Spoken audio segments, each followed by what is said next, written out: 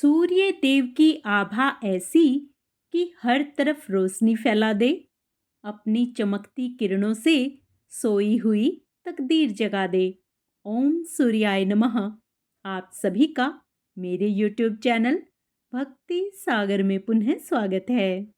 आज का अपना वीडियो शुरू करने से पहले आप सभी से विनम्र प्रार्थना है, लगातार हमसे जुड़े रहने के लिए, वे सभी धार्मिक जानकारियां प्राप्त करने के लिए, वे प्रतिदिन के महात्म्य स्मरण करने के लिए कृपया मेरे चैनल को सब्सक्राइब अवश्य करें। वीडियो यदि पसंद आता है तो लाइक एंड शेयर भी करें। आइए ज्येष्ठ मास का महात्म्य स्मरण करने से पहले ज्येष्ठ मास की एक कहानी सुनते हैं। आज के दिन जेठ मास की निर्जला एकादशी है। आइए निर्जला एकादशी की पावन कथा का स्मरण करते हैं। पुराणों में वर्णित है कि भीमसेन पांडवों में सबसे बलवान थे, परंतु उन्हें उपवास करना अत्यंत कठिन लगता था। उनके चारों भाई युधिष्ठिर, अर्जुन, नकुल और सहदेव नियम पूर्वक हर एकादशी का व्रत रखते थे, पर भीमसेन भोजन त्याग नहीं कर पाते थे। एक बार भीमसेन ने श्री व्यास जी से कहा, भगवन, मैं धर्म की अवहेलना नहीं करना चाहता, परंतु भोजन न करना मेरे लिए असंभव है। कृपया मुझे कोई ऐसा उपाय बताइए कि मैं एक ही दिन उपवास करके सभी एकादशियों का पुण्य प्राप्त कर सकूं। व्यास जी मुस्कुराते हुए बोले, हे वायुपुत्र, यदि तुम वर्ष भर की सभी एकादशियों का पुण्य एक साथ प्राप्त करना चाहते हो तो ज्येष्ठ मास के शुक्ल पक्ष की निर्जला एकादशी का व्रत करो। इस दिन जल तक का भी त्याग करना होता है, इसलिए इसका नाम निर्जला एकादशी है। इस दिन का उपवास श्रद्धा व नियम पूर्वक करने से वर्ष भर की 24 एकादशियों का फल मिलता है।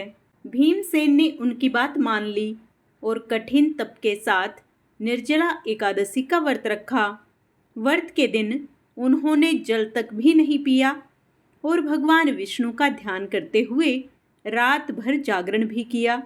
अगले दिन द्वादशी को स्नान करके दान दक्षिणा देकर व्रत का पारण किया। इस प्रकार भीमसेन को समस्त एकादशियों का फल एक निर्जला एकादशी व्रत करने से ही प्राप्त हो गया। तभी से इसे भीमसेनी एकादशी भी कहा जाता है। निर्जला एकादशी पर व्रत रखने से व्यक्ति को जीवन में पवित्रता, अच्छा स्वास्थ्य, आत्मबल और मोक्ष की प्राप्ति होती है। जो इस दिन जल तक का भी त्याग करके व्रत करता है वह सभी पापों से मुक्त हो जाता है। जो मनुष्य निर्जला एकादशी का व्रत करते हैं उनकी मृत्यु के समय यमदूत आकर उन्हें नहीं घेरते, बल्कि भगवान के पार्षद उसे पुष्पक विमान में बैठाकर स्वर्ग ले जाते हैं। अतः संसार में सबसे श्रेष्ठ निर्जला एकादशी का व्रत है, इसलिए यत्न के साथ इस व्रत को करना चाहिए।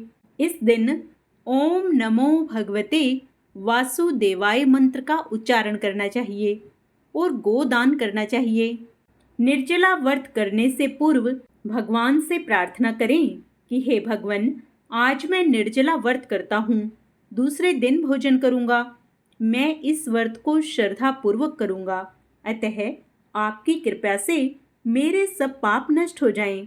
इस दिन जल से भरा हुआ एक घड़ा वस्त्र से ढककर स्वर्ण सहित दान करना चाहिए। जो मनुष्य इस व्रत को करते हैं उनको करोड़ पल सोने के दान का फल मिलता है, और जो इस दिन यज्ञादिक करते हैं उनका फल तो वर्णन ही नहीं किया जा सकता। इस एकादशी के व्रत से मनुष्य विष्णु लोक को प्राप्त होता है। जिसने निर्जला एकादशी का व्रत किया है वह चाहे ब्रह्म हत्या हो, मद्यपान करता हो, चोरी की हो या गुरु के साथ द्वेष किया हो, मगर इस व्रत के प्रभाव से वह स्वर्ग में जाता है। जो मनुष्य भक्ति पूर्वक निर्जला एकादशी व्रत की कथा को पढ़ते या सुनते हैं उन्हें निश्चय ही स्वर्ग की प्राप्ति होती है। जय श्री हरि। पुनः भगवान विष्णु का मन में ध्यान करते हुए ज्येष्ठ मास का आगे का अध्याय स्वर्ण करते हैं। स्कंद जी बोले कि हे ऋषियों, नारद जी के चले जाने पर सब वृद्ध द्विज ऋत्विक पुरोहित वर्ग को बुलाकर पुण्यतिथि में राजा अश्वपति ने राजा दुम्तसेन के आश्रम में जाने के लिए यात्रा की। हे नृप, राजा अश्वपति ने राजा दुम्तसेन के आश्रम मेधान्य में जाकर साल वृक्ष के सहारे बैठे हुए महात्मा दुम्तसेन को देखा। कुसा के आसन पर स्थित नेत्रहीन राजा को देखकर अश्वपति ने राजश्री दुम्तसेन का यथाविधि पूजन किया और नियमित वचनों से अपना मंतव्य निवेदन किया। यह सब सुनकर दुम्तसेन ने अश्वपति का स्वागत किया और कुसा आसन बैठने के लिए दिया। जो कुछ उनका विचार सत्यवान के विषय में था सब कुछ कह दिया और अपना अभिप्राय भी कह दिया और कहने लगे, हे राजऋषि, मेरी शोभना कन्या सावित्री नाम की है। हे धर्मज्ञ, आप उसको अपनी पुत्र वधू के रूप में ग्रहण करें।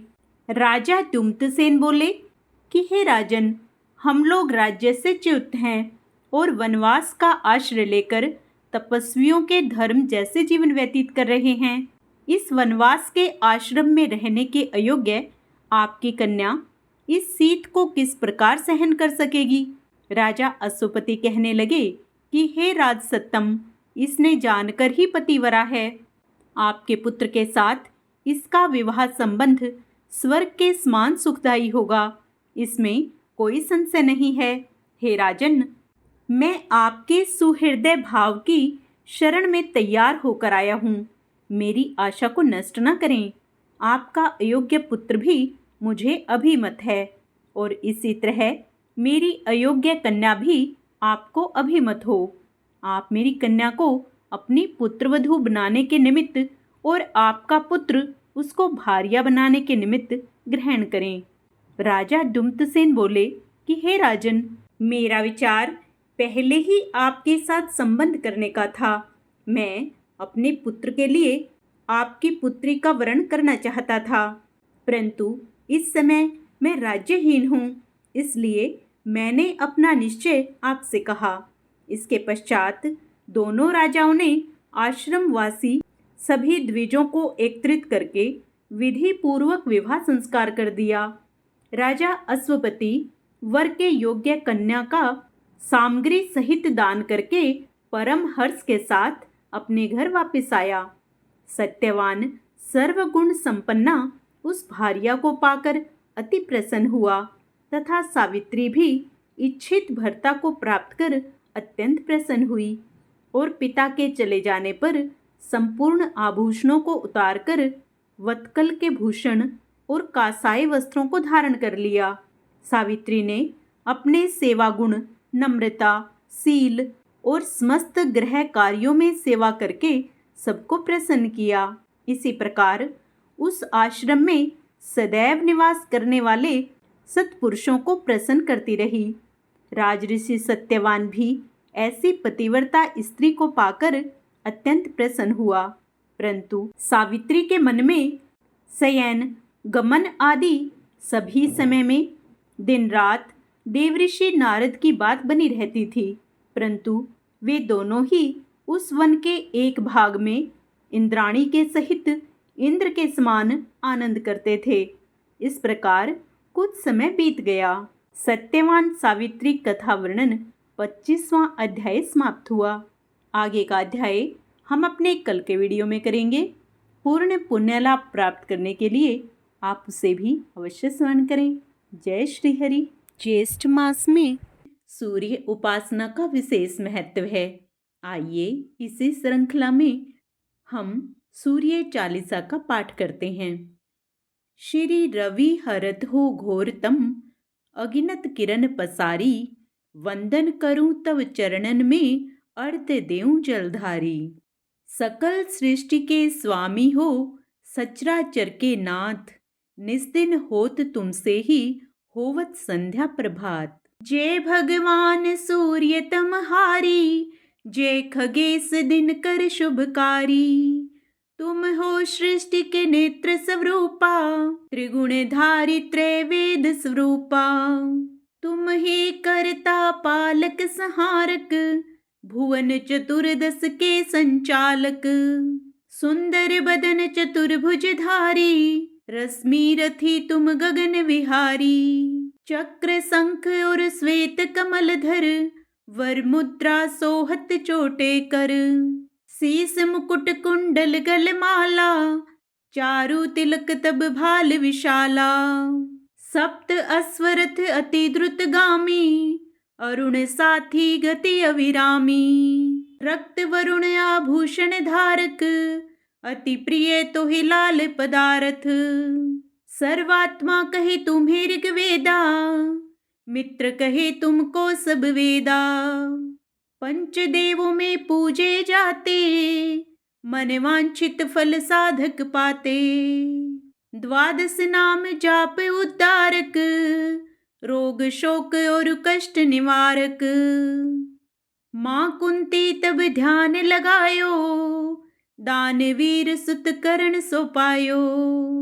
राजा युधिष्ठिर तब जस गायो, अक्षय पात्र वो वन में पायो। शस्त्र त्याग अर्जुन अकुरायो, बन आदित्य हृदय से पायो। विंध्याचल तब मार्ग में आयो, हाहाकार तिमिर से छायो। मुनि अगस्त्य गिरि गर्व मिटायो, निज तप बल से विंध्य नवायो। मुनि अगस्त्य तब महिमा गाई, सुमिर भय विजय रघुराई। तो ही विरोक मधुर फल जाना, मुख में लिन्ही तो ही हनुमाना। तब नंदन शनि देव कहावे, पवन के सुत शनि तीर मिटावे। यज्ञ व्रत स्तुति तुम्हारी कीन्ही, भेंट शुक्ल यजुर्वेद की दिन्ही। सूर्यमुखी खरितर तब रूपा, कृष्ण सुदर्शन भानु स्वरूपा। नमन तो हे ओंकार स्वरूपा, नमन आत्मा और काल स्वरूपा। दिग दिगंत तब तेज प्रकाशे, उज्ज्वल रूप तुम्ही आकाशे। 10 दिगपाल करत तब सुमिरन, अंजलि नित्य करत हैं अर्पण। त्रिविधि ताप हरता तुम भगवन, ज्ञान ज्योति करता तुम भगवन। सफल बनावे तब आराधना, गायत्री जप सरल है साधना। संध्या त्रिकाल करत जो कोई, पावे कृपया सदा तब वो ही।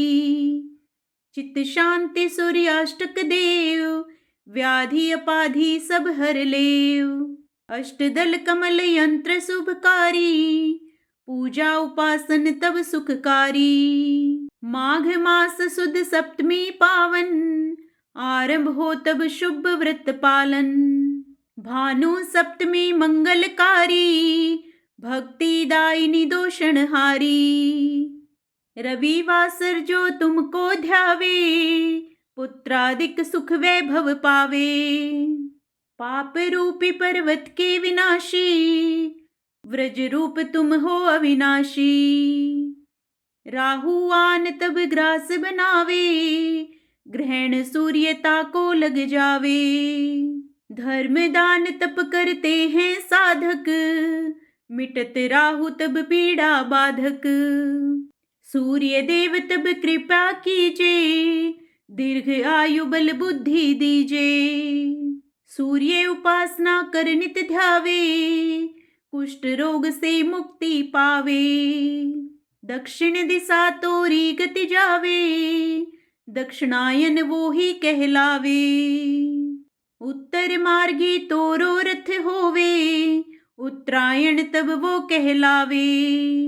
मन और वचन कर्म हो पावन, संयम करता भलित आराधना। भरत दास चिंतन करत, घर दिन कर तब ध्यान। रखियो कृपया इस भक्त पे, तुम्हारी सूर्य भगवान। ओम सूर्याय नमः। आइए अब सूर्य भगवान को प्रसन्न करने के लिए सब मिलकर सूर्य देव की आरती करें। ओम जय सूर्य भगवान, जय हो दिनकर भगवान। जगत के नेत्र स्वरूपा, तुम हो त्रिगुण स्वरूपा। धरत सब ही तव ध्यान। ओम जय सूर्य भगवान।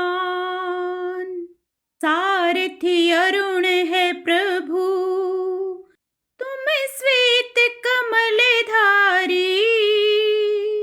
तुम चार भुजाधारी, अश्व है सात तुम्हारे। कोटि किरण पसारी, तुम हो देव महान। ओम जय सूर्य भगवान। उषा काल में जब तुम उदया चले आते, सब तव दर्शन पाते। फैलाते उजियारा, जागता तव जग सारा। करें सब तव गुणगान। ओम जय सूर्य भगवान। संध्या में भुवनेश्वर अस्ताचल जाते, गोधन तब घर आते। गोधूलि बेला में हर घर हर आंगन में, हो तब महिमा गान। ओम जय सूर्य भगवान। देव दनुज नर नारी, ऋषि मुनिवर भजते। आदित्य हृदय जपते, स्तोत्र ये मंगलकारी। इसकी है रचना न्यारी, दे नव जीवन दान। ओम जय सूर्य भगवान। तुम हो त्रिकाल रचयिता, तुम जग के आधार। महिमा तव अपरंपार, प्राणों का सिंचन करके भक्तों को अपने देते। बल बुद्धि और ज्ञान। ओम जय सूर्य भगवान। भूचर जलचर खेचर, सबके हो प्राण तुम्ही। सब जीवों के प्राण तुम्ही। वेद पुराण बखाने, धर्म सभी तुम्हें माने। तुम ही सर्वशक्तिमान। ओम जय सूर्य भगवान। पूजन करती दिशाएं, पूजे दस दिगपाल। तुम भुवनों के प्रतिपाल। ऋतुएं तुम्हारी दासी, तुम शाश्वत अविनाशी। शुभकारी अंशुमान। ओम जय सूर्य भगवान। ओम जय सूर्य भगवान। जय हो दिनकर भगवान। जगत के नेत्र स्वरूपा, तुम हो त्रिगुण स्वरूपा। धरत सब ही तव ध्यान। ओम जय सूर्य भगवान। ओम जय सूर्य भगवान। ओम सूर्याय नमः।